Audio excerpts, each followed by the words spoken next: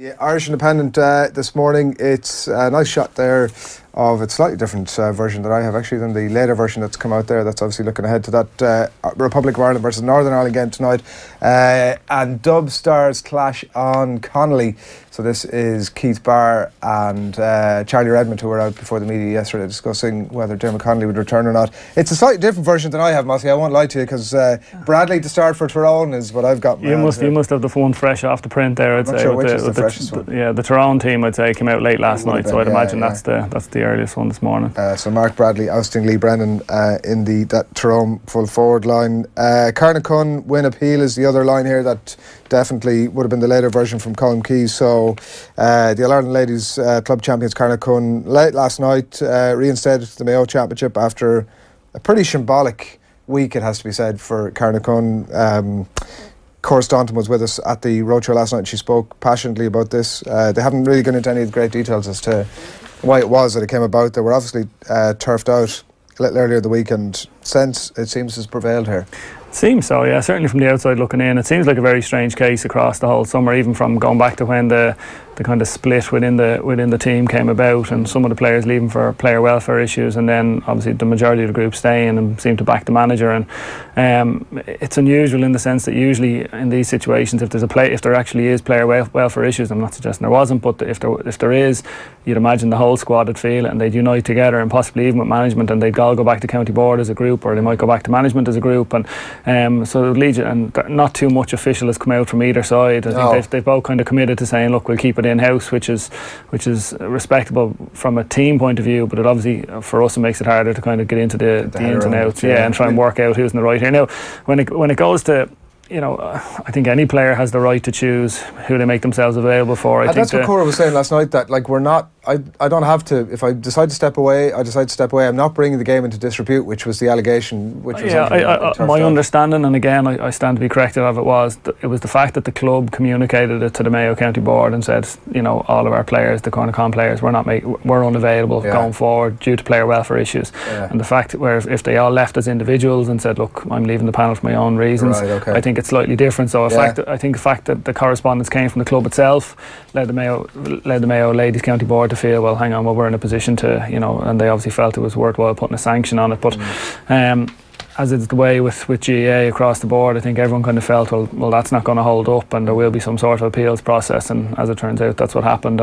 And you'd like to think, look, again, without knowing the ins and outs of it, I'd rather see stuff being sorted out on the field. I don't think anyone, particularly for something like this, for players choosing or for opting out themselves, I don't think it should have any impact on their ability to play in club championships or leagues and things like that. And I think you want as many people playing Gaelic games as possible, and hopefully sense prevails and they get back in there. Yeah, and it felt a little bit like, I think the vote was 26-2 or something like that, and they're obviously a highly successful club up in Mayo, and if teams want to knock them off their perch, then they should look to do it on the pitch rather than trying to do it. Definitely felt like that. Yeah. She was it was Joe put it to Cora last night that like they weren't, one of the things that's going on is they're not very liked. Like the remarkable thing is that she said herself that like they'd won 19 championships in 20 seasons, they'd won the All-Ireland Championship, and they'd never got as much coverage as when their name, as she put it, got blackened with this story as they have done now. But just the idea that they're not liked was obviously one of the theories put out there, and she was like, well, we've won 19 championships in 20 seasons. Like, who's going to like you when you're doing that? Not going to be too popular, It's sort of fair enough.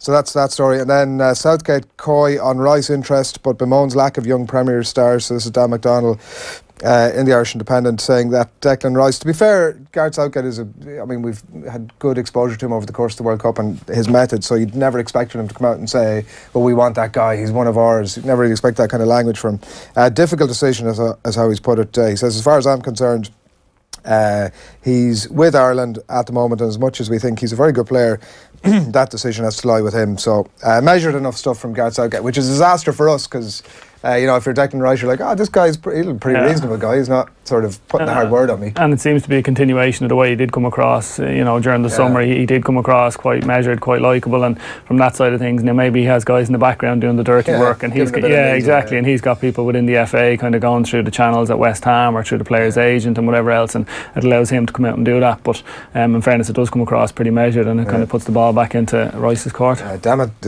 Big Sam and that pint of wine, if he was just dead there, Mossy, we'd be fine. He'd come out lashing out looking for Declan Rice. So that's the Irish Independent. This morning, the Irish Daily Star Meanwhile, Leeds with on All-Ireland final weekend. Nice happy picture of Dermot Connoly there in a New York Donegal shirt, though. Con too good. Keith Barr thinks that Dermot Connoly will never play for Dublin again. I mean, this is...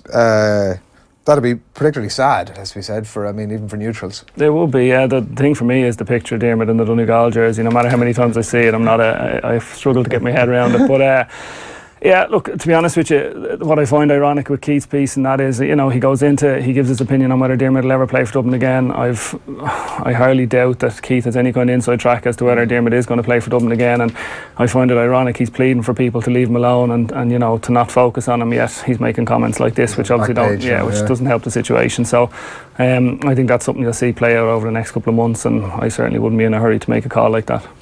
He's sort of 30, is he? Early 30s? He's 31, yeah. 31, yeah. Plenty of time. And absolutely, yeah. From a physical viewpoint, there's absolutely no issue with him playing inter-county football for another couple of years. As in, he's flaking teams out in New York anyway. By all accounts. Well, he's in Boston at the moment. Yeah, in Boston. Yeah, he is. Yeah. Now look, obviously, like the standard of football over there, it'll be quite high to a certain extent. But in terms of, he's obviously not near that level. Wouldn't be anywhere near inter-county football here at home. But in terms of his ability and his physical ability and his, would he be capable of playing inter-county, coming back and playing inter-county? Absolutely, that wouldn't be in question. Would he be in that team if he was back now? I'm not saying that he jetted in for the weekend and sort of Jim Gavin opened the door, but if he'd been around for the last number of months, is he in that Dublin team this weekend? Presumably so.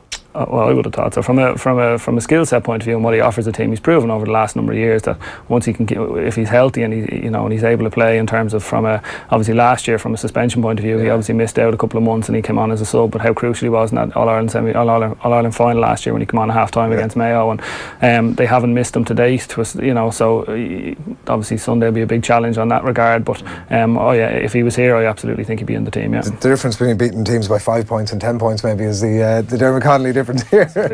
McGuinness rules out Mayo job. So this is Kieran Cunningham reflecting on those comments from Jim McGuinness at the Off the Ball Roadshow at Croke Park last night, saying that it's no great surprise, Mossy, I suppose, that if at this point he had decided that actually I am going to put my hat in the ring for that Mayo job, it would have been like all the work that he's done to get at this stage of his career in terms of the soccer thing, that was pretty much, that's going to be dead at that point. Whereas this way, you can continue with that for the next 4, 5, 6 years and still come back and take a GAA job at some point down the track. Yeah, it feels like that, yeah. And again, exactly, he's invested that time, and you'd imagine it's a kind of an itch that he has to scratch from the side of things that he's been in. He's obviously had his role at Celtic. He went over to China. He obviously feels he's progressing from a soccer coaching perspective, and you'd imagine he'd love to get that kind of the top job in terms of being the head man, being a manager or a head coach at one of the teams. And I suppose it just depends on where that is. Is it in Ireland? Is it in England? What level is that at, and what is the realistic levels of progression? But exactly, I think if he came back to GA now, he's effectively closing the door on that, which would obviously kind of shut off the last 5 or 6 years work he's done.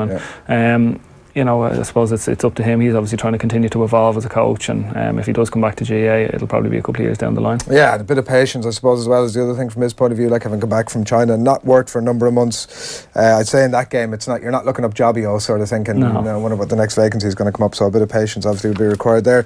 The Herald this morning is looking ahead to this game as well on Sunday. It's Johnny Cooper all on the line here. Discipline will be crucial. More Keith Barr back pages here on the Irish Sun this morning. You'd get an effing kebab or chase a bit of skirt. Barr, we had it easy. This is just the idea of whether having too much fun is kind of detrimental to putting back. It's quite the headline for the GA headline for the Friday morning of going into the All-Ireland final, so it's it's hard to know really where to go with that. Like, in fairness, I think what's Keith talking about is obviously what they would have had during the 90s in terms of from a player perspective, and obviously he's kind of comparing it to now and how different it is now, the spotlight on players, and in terms of social media, in terms of what you can do, in terms of even on nights out after games and different things like that. And I suppose that's his way of comparing to what he was up to compared to what players might do now. As you say, not sure what to say about it. Yeah. Probably sums it up quite nicely. The Irish Daily Mirror this morning, it's all going wrong for Jose. The Champions League draw obviously been made yesterday, and Manchester United have landed. They're not in a great place anyway, so it's hard to know what will be a good group for Manchester United, but certainly Juventus and Ronaldo coming back. The storylines have already been written in a lot of ways. Yeah, and I'm sure the journalists are delighted with it. And again, they could have got a worse group. I think when you look at some of the other teams out there, I think even if you look at Liverpool's group, is probably a tougher group. You know, yeah. So you know, obviously Ronaldo coming back is the story. Now it's not his first time back. He was obviously back with Madrid a couple of years ago in a quarter-final, I think, of the Champions League. So he has been back, but again, he obviously has a special relationship with United fans, and you'd imagine he's going to get another big ovation. And I think that the challenge for Jose might be make sure he's in the job by the time he gets there. You know, big by Burnley this weekend. Yeah, well, and this is it. You know, yeah. So like that's the, you know, I think that's the thing. While it suits, but Ronaldo coming back is an easy story. I think the bigger picture is how United react over the next couple of weeks before the Champions League gets going. One more from me before Mossy brings you through the final few newspapers. This one is the Racing Post, and also just reflections on the Champions League draw. City favourites to fly the flag in Europe. Tough draws for Liverpool, United, and for Spurs. That's the Racing Post. Mossy, you're going to kick us off there with the Examiner. Just a couple here. Yeah, with the Examiner, they feature there's a big piece in the middle of the Examiner sports section. Peter Canavan holds court with 5 legends at Tyrone. So in terms of Canavan's, I think it's brought to you by Declan Bogue, and it has the likes of Joe McMahon in it, Fergal Logan, and they cover, I suppose, historically in the last 20 years the rise of Tyrone football. Interesting for me, one of the pieces I'm looking forward to reading in more detail is Paul Rouse, probably one of the most interesting men in the GA. He's got asking the question, is much of the Gaelic football played now actually worth watching? And you know, that seems to be a kind of a common question over the course of the summer with the games we've seen, and you know, depending on the quality of the final this weekend, I'd say we might see more conversations like that in the days next week. And you know, Paul is a pretty interesting take on football. He obviously went back into intercounty management with Offaly this year after their manager situation in May. So you know, that's one worth reading. The Irish Times sports section again, similarly Johnny Cooper again in some of the papers. So Johnny, again, we are there to win and to perform. I think one of the key things for me for Dublin, and again we'll get into it in more detail later on, is that perform piece. You know, they've got through, they've won finals in the last couple of years, and again it's probably, you know, they've won close games against Kerry and Mayo, and they've kind of just got over the line in most of them. I think that's a feeling around Dublin at the moment. They haven't really produced their best performance in a final, and there might be a sense of frustration for some of the guys within the team. So I think that's one of their motivating factors going into this weekend. Yeah, obviously people talk about them not blitzing teams or whatever, but there's a real quality obviously to getting over the line by a point too. You know, like absolutely, 100%. And I don't think when you look at those games and you look at how close they were against Kerry and Mayo, and the Mayo games in particular in the last couple of years, you know, I think when you look back on them winning those games, it's a massive result for them. You know, and it's a huge performance to even get to that. But I think the feeling is they just probably haven't really clicked and they haven't delivered. Certainly, when you look through it in terms of from individual players, there'll be a number of individual players that will feel frustrated with some of their own performances, and I think that would probably lend itself. Yes, they're delighted they won. Yes, they're delighted they've obviously won in All Ireland, but in terms of when they're coming off the pitch, like, well, we probably left a little bit out there, and I think that's one of the things that we're going after this week. Not really clicking, and being about to do 4 in a row is grand, by the way. That's absolutely, it's a good spot to be in, yeah. And then finally, it's the Irish Daily Mail, and again, it's back to the Jose and Ronaldo. Again, just when United boss thought couldn't get any worse, you know, Old Trafford legend returns, and then again, back on the back of the Off the Ball Roadshow last night, McGuinness won't take the Mayo job. So I think we've covered both of those for the moment. And then again, just finally, Mark Bradley again. This is obviously put in late. Mark Bradley is starting for, or he's named to start anyway for Tyrone, and the teams they're named for this Sunday.